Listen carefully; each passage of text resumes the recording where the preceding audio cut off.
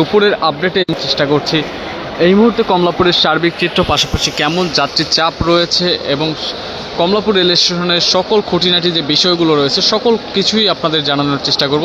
যেমনটি দেখছেন দর্শক, আমি এই মুহূর্তে রয়েছি যে প্রবেশদ্বারটি রয়েছে কমলাপুরে, অর্থাৎ যে প্রবেশদ্বারটি রয়েছে ঠিক তার সামনে, এবং দেখাতে চাই যে সেখানে যাত্রীরা যখন প্রবেশ করছেন কী ধরনের যে টিকিট চেকিংয়ের সম্মুখীন হচ্ছে সেই সকল চিত্র এবং তথ্য আপনাদের সামনে তুলে ধরার চেষ্টা করছি। যেমনটি দেখছেন যে সামনেই রয়েছে দায়িত্বরত যারা টিসি, তারা প্রত্যেককে টিকিট চেকিংয়ের মাধ্যমে যার বৈধ টিকিট রয়েছে শুধুমাত্র তাকেই ভিতরে যে ঢোকার যে প্রক্রিয়া সেটি সম্পন্ন করছেন, এবং অন্যদিকে যাদের টিকিট নেই তাদের টিকিট কাউন্টারে পাঠাচ্ছেন টিকিট সংগ্রহ করার জন্য।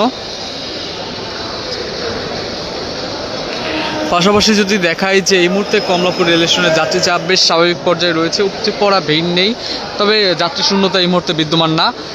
যথেষ্ট পরিমাণ যাত্রী রয়েছে, কিন্তু স্বাভাবিকের তুলনায় এই মুহূর্তে কিছুটা যাত্রীর চাপ কম আমরা দেখতে পাচ্ছি। পাশাপাশি যদি দেখাই যে ঢাকা থেকে যে সকল ট্রেন ছেড়ে যাবে, এই ঢাকা থেকে বিভিন্ন গন্তব্যে যে ট্রেন ছেড়ে যাওয়ার সময়সূচি রয়েছে, কখন নাগাদ ছেড়ে যাবে, কোন ট্রেন শিডিউল বিপর্যয় রয়েছে কিনা, সে সকল তথ্য যদি আপনাদের দেওয়ার চেষ্টা করি। যেমনটি দেখছেন যে সামনেই রয়েছে একটি এলইডি স্ক্রিন। এরকম এলইডি স্ক্রিন কমলাপুরের বিভিন্ন জায়গায় স্থাপন করা হয়েছে, যাতে যাত্রীরা খুবই সহজে তাদের কাঙ্ক্ষিত তথ্য যাতে জানতে পারে, তাদের কাঙ্ক্ষিত ট্রেনটি কোন প্ল্যাটফর্ম থেকে কখন নাগাদ ছেড়ে যাবে এবং শিডিউল বিপর্যয় রয়েছে কিনা সকল তথ্য এই এলইডি স্ক্রিনের মাধ্যমে জানতে পারে। সেই পরিপ্রেক্ষিতে যদি আপনাদের বলার চেষ্টা করি, চট্টলা এক্সপ্রেস যেটি 5 নম্বর প্ল্যাটফর্মে এই মুহূর্তে রয়েছে, চট্টগ্রামগামী যে ট্রেনটি সেটি 2টা 15 মিনিটে ছেড়ে যাওয়ার কথা রয়েছে। এই মুহূর্তে ঘড়ির কাঁটায় 2টা বাজে 31 মিনিট, সুতরাং ইতিমধ্যেই 16 মিনিটের মতো আমরা বিলম্ব দেখতে পাচ্ছি, এবং আরও কতক্ষণ প্রয়োজন হতে পারে সেই ট্রেনটি ছেড়ে যাওয়ার জন্য সে বিষয়ে কোনো সুনির্দিষ্ট তথ্য নেই, তবে আশা করা যায় খুবই অল্প সময়ের মধ্যে ছেড়ে যাবে, কেননা সেই ট্রেনটি এই মুহূর্তে প্ল্যাটফর্মে রয়েছে। এবং পরবর্তীতে রয়েছে সিল্ক সিটি, যেটি 7 নম্বর প্ল্যাটফর্ম থেকে রাজশাহীর উদ্দেশ্যে 2টা 30 মিনিটে ছেড়ে যাবে, সেটিও এই মুহূর্তে 2 মিনিট অতিবাহিত হয়ে গিয়েছে। দেখা যাক আরও কতটা সময় সেটির প্রয়োজন হতে পারে ছেড়ে যেতে। নারায়ণগঞ্জ কমিউটার শহরতলি প্ল্যাটফর্ম থেকে নারায়ণগঞ্জের উদ্দেশ্যে 2টা 45 মিনিটে ছেড়ে যাওয়ার কথা রয়েছে। কালনী এক্সপ্রেস সিলেটের উদ্দেশ্যে 6 নম্বর প্ল্যাটফর্ম থেকে 2টা 15 মিনিটে ছেড়ে যাবে। মধুমতি এক্সপ্রেস শহরতলি প্ল্যাটফর্ম থেকে রাজশাহীর উদ্দেশ্যে ঠিক 3টায় ছেড়ে যাবে। উপকূল এক্সপ্রেস নোয়াখালীগামী যে ট্রেনটি সেটি 3টা 10 মিনিটে ছেড়ে যাবে, সেটির এখন পর্যন্ত প্ল্যাটফর্ম নাম্বার সেটি উল্লেখ করা হয়নি। জামালপুর কমিউটার যেটি দেওয়ানগঞ্জের উদ্দেশ্যে 3টা 40 মিনিটে ছেড়ে যাবে। দর্শক, যেমনটি দেখাচ্ছিলাম ঢাকা থেকে যে সকল ট্রেন ছেড়ে যাবে সে সকল ট্রেনের সময়সূচি, কখন নাগাদ ছেড়ে যাবে এবং কোন কোন ট্রেন শিডিউল বিপর্যয়ের সম্মুখীন হয়েছে সে সকল তথ্য আপনাদের দেওয়ার চেষ্টা করেছিলাম। আপনারা যেমনটি দেখছেন যে কয়েকটি ট্রেনের এখন পর্যন্ত প্ল্যাটফর্ম নাম্বার উল্লেখ করা হয়নি, সুতরাং সেই ট্রেনগুলো কমলাপুরেই আসতে সক্ষম হয়নি। কমলাপুরে আসার পরবর্তীতে পর্যায়ক্রমে সেই প্ল্যাটফর্ম নাম্বারগুলো উল্লেখ করা হবে। যেমনটি দেখছেন যে তার পাশেই রয়েছে আরএনবি সহায়তা কেন্দ্র, যেখানে আরএনবি সদস্যরা বসে এবং যে কোনো প্রয়োজনে যাত্রীদের সেই আরএনবি সহায়তা কেন্দ্র থেকে তারা সাহায্য নিতে পারেন।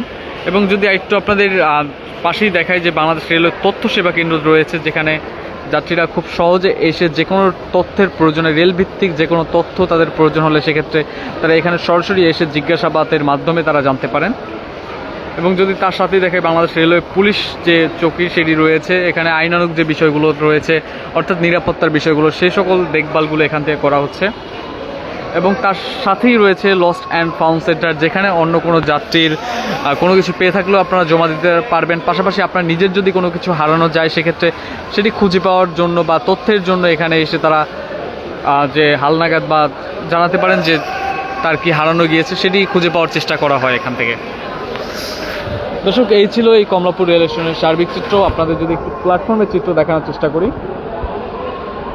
সেখানে কি পরিমাণে যাত্রী এই মুহূর্তে বিদ্যমান রয়েছে। তবে একটি ভালো বিষয় হচ্ছে এই মুহূর্তে বড় কোনো ধরনের শিডিউল বিপর্যয় নেই। আমরা সকালে দেখেছিলাম যে রাজশাহী কমিউটার প্রায় 1.5 ঘন্টার বিলম্বের পরবর্তীতে সেই ট্রেনটি তার গন্তব্যের উদ্দেশ্যে ছেড়ে যায়, এবং এই মুহূর্তে বড় ধরনের কোনো শিডিউল বিপর্যয় নেই। যেমনটি দেখছেন যাত্রী যারা রয়েছেন তারা তাদের কাঙ্ক্ষিত ট্রেনটির অপেক্ষামান রয়েছেন। কেউ কেউ মুঠোফোনের মাধ্যমে সময় অতিবাহিত করছেন, কেউ কেউ নিজের পরিবারের সাথে গল্প করে সময় অতিবাহিত করছেন, অর্থাৎ যে যার মতো তাদের যে ট্রেনটি আসার যে অপেক্ষা সেটি করছেন।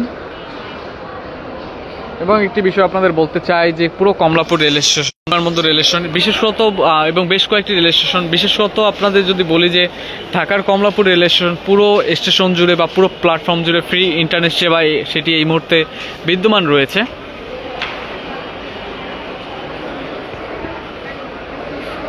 যাতে যাত্রীরা দীর্ঘ সময় ট্রেনের অপেক্ষামান অবস্থায় তারা যাতে ফ্রি ইন্টারনেট সেবা এবং যাত্রীরা যাতে তাদের সময় অতিবাহিত করার জন্য এই সকল পদক্ষেপ রেলওয়ে থেকে নেওয়া হয়েছে। আমরা পাশাপাশি এই স্টেশনগুলোর পাশাপাশি আমরা দেখেছি যে কয়েকটি ট্রেনেও ইন্টারনেট সেবা প্রদান করা হচ্ছে, যাতে ভ্রমণরত অবস্থায় চলন্ত অবস্থায় যাতে যাত্রীরা ইন্টারনেট সেবা সেটি গ্রহণ করতে পারে। সেক্ষেত্রে স্থাপন করা হয়েছে স্টারলিংকের যে স্যাটেলাইট ইন্টারনেট রয়েছে সেইটি স্থাপন করা হয়েছে, আমরা দেখতে পেরেছি।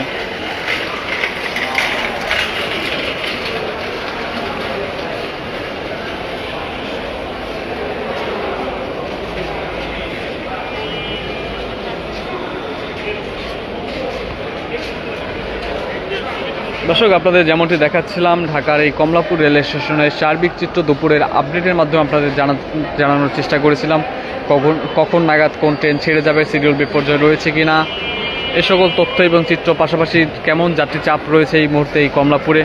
এবং পাশাপাশি একটু যদি দেখাই যে এখানে দায়িত্বরত যারা টিসি রয়েছে তারা টিকিট চেকিংয়ের যে প্রক্রিয়া সেটি ভালোভাবেই করা হচ্ছে, অর্থাৎ নিরাপত্তার বিষয়ে বিশৃঙ্খলা নেই, সব কিছুই আপনাদের সামনে তুলে ধরার চেষ্টা করেছিলাম রেল নিউজের লাইভের মাধ্যমে। রেল নিউজের সাথে যুক্ত থাকার জন্য অসংখ্য ধন্যবাদ।